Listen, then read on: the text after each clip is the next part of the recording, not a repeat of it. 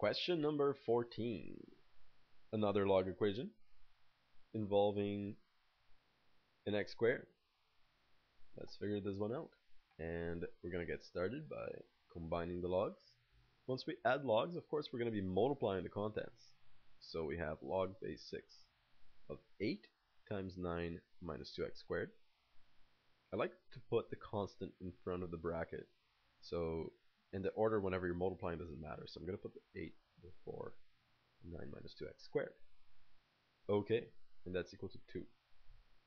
So I want to get rid of the log, right? So I'm going to do that by taking the 6, kicking it over to the other side, of course.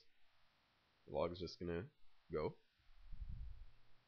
And so I have 8 times 9 minus 2x squared. I kick the 6 over here, so that's going to become 6 squared.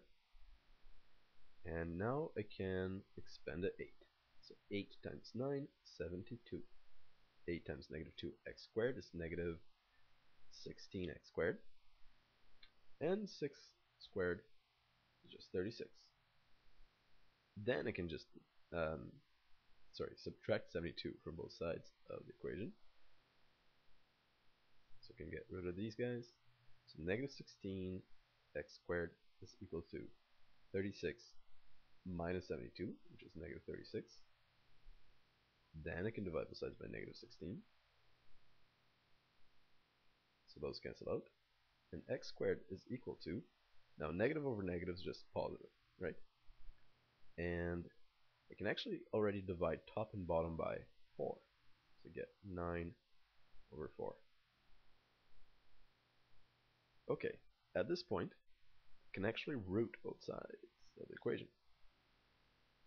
And here we're going to have x is plus or minus 3 over 2. Why plus or minus 3 over 2? Every time that we take the root of a number, it becomes plus or minus, right? And the root of 9 is 3, the root of 4 is 2, so x is plus or minus 3 over 2. Now, is that going to work as a solution?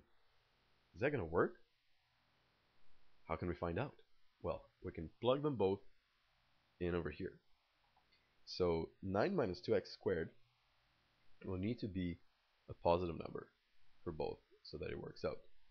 So let's see, 9 minus 2 times 3 over 2 squared. Will that be positive? We'll see. So that's 9 over 4. So 9 minus, these guys can cancel out.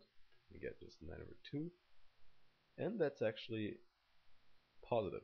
So positive 3 over 2 works out, right? That's not an extraneous solution because it doesn't make that negative. And negative 3 over 2 will actually give us the same answer, because if this were to be negative, anything squared that is negative within the brackets would be positive anyways. So both of these answers will work. Positive 3 over 2 and negative 3 over 2. At this point, we're done. That's it.